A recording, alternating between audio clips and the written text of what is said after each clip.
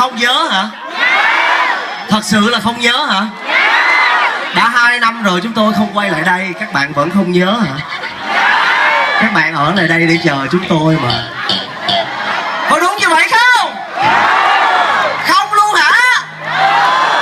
Các bạn gọi tên ban nhạc thân yêu của tôi đi. Một lần nữa. Một lần nữa. Và sau đây chỉ là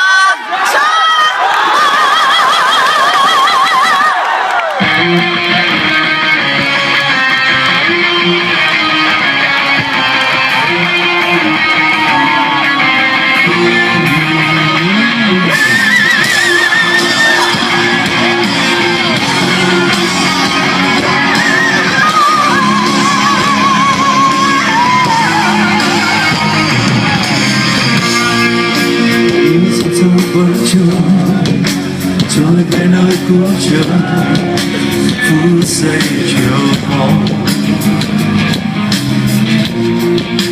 mong chờ nơi phố quen, thấy dáng em yêu kiều về từ nơi xa xôi. Và cơn gió khẽ ru trong tôi êm đềm, dù vầng trăng sáng soi đưa mây qua hè.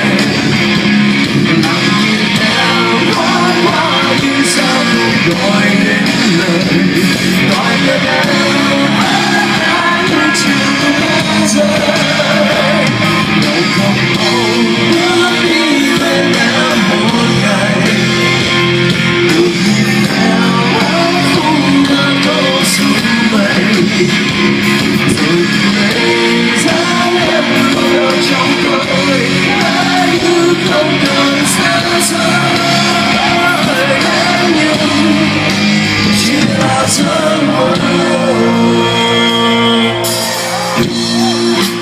Khi thời gian trôi qua, bao giấc mơ đã xa, vẫn đôi hoài mong mong chờ nơi phố quen, thấy dáng em hao gầy về trong đêm mưa. Và cơn gió sẽ cất trong tôi đêm ngày, dù bóng trăng quá sâu trở nên dần đầy. Lặng nhìn em thoáng qua nhưng sao không gọi đến lời, gọi tên em hát những giọt sương rơi. Lòng không mong bước đi bên em một ngày, được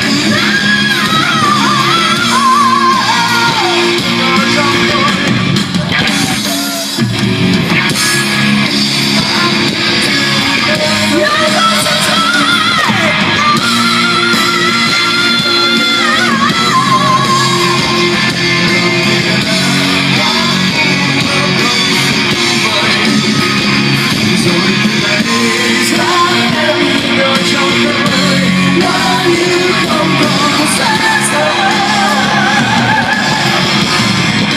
Chỉ là gió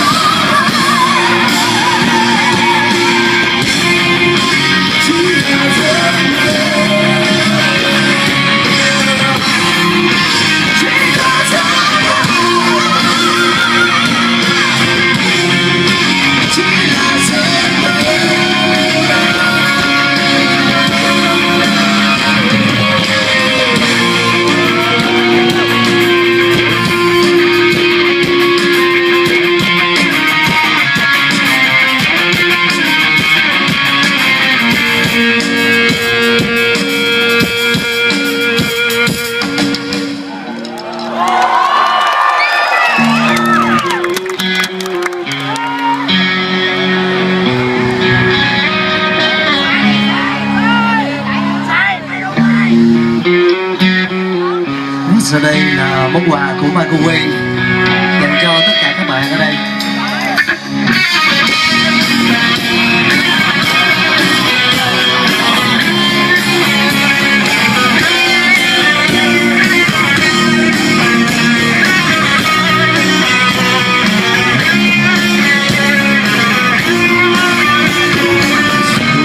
xuống mới hát mà xa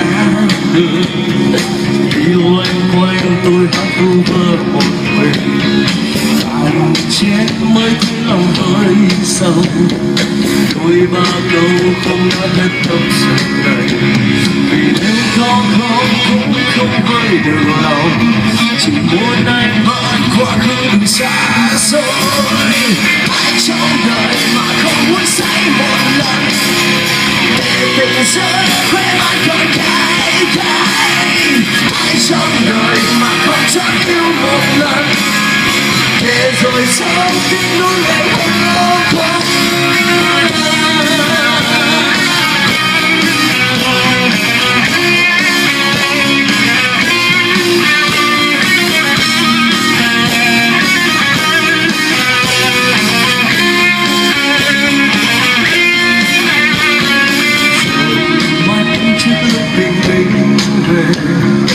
Nghe cô đơn như thấu sâu trong lòng mình, dù biết muốn lại xa người, sao đôi chân không biết khi nào dừng, vì nếu có khóc cũng không vơi được lòng, chỉ muốn anh mãi quá khứ đừng xa xôi, ai trong đời mà không muốn say một lần, để tình giấc chỉ muốn được say thêm, ai trong đời mà không chắc yêu một lần, để rồi sau mới muốn được yêu.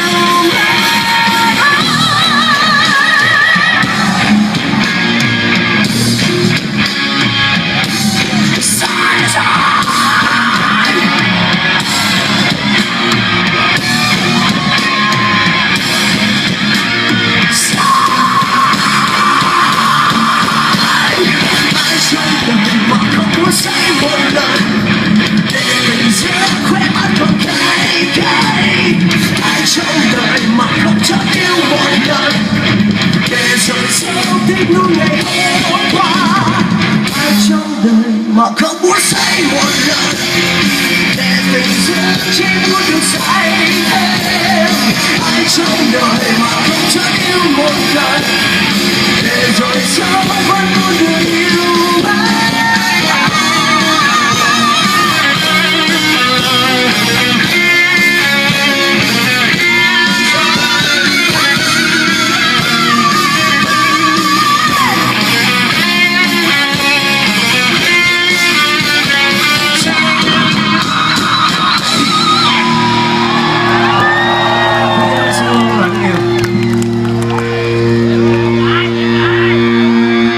Ca khúc tiếp theo là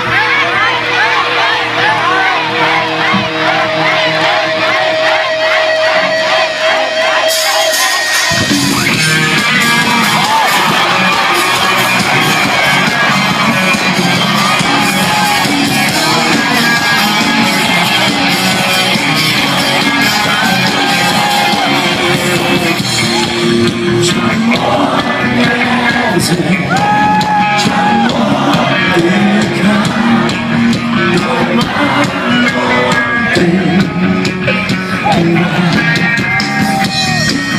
người ghé tôi cười người như một bầu người không trong lòng hết rồi tìm lại đi hãy tìm lại cho mọi người để ta không thấy ta như lúc này đường xa quá dài rồi có bên ngoài vì ta không ở bên nhau nữa rồi.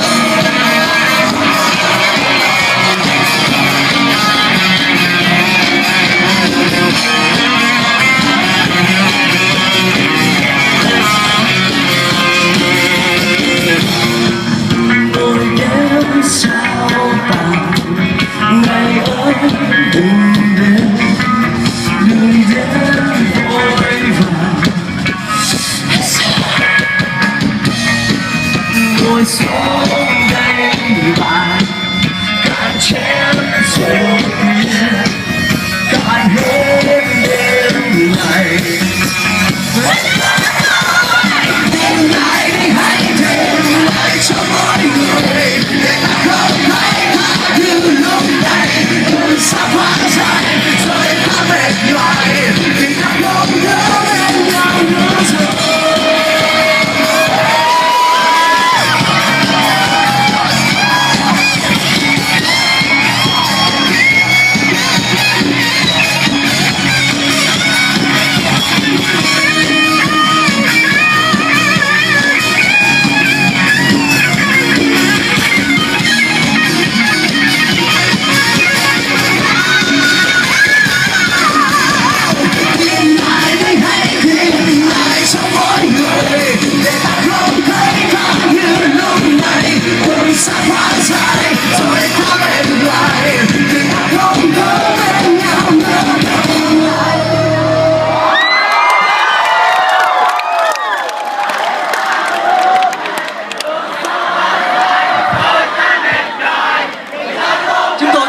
Một lần nữa tìm lại đi hãy tìm lại cho mọi người để ta không thấy ta như lúc này đường xa quá dài rồi ta mệt mỏi.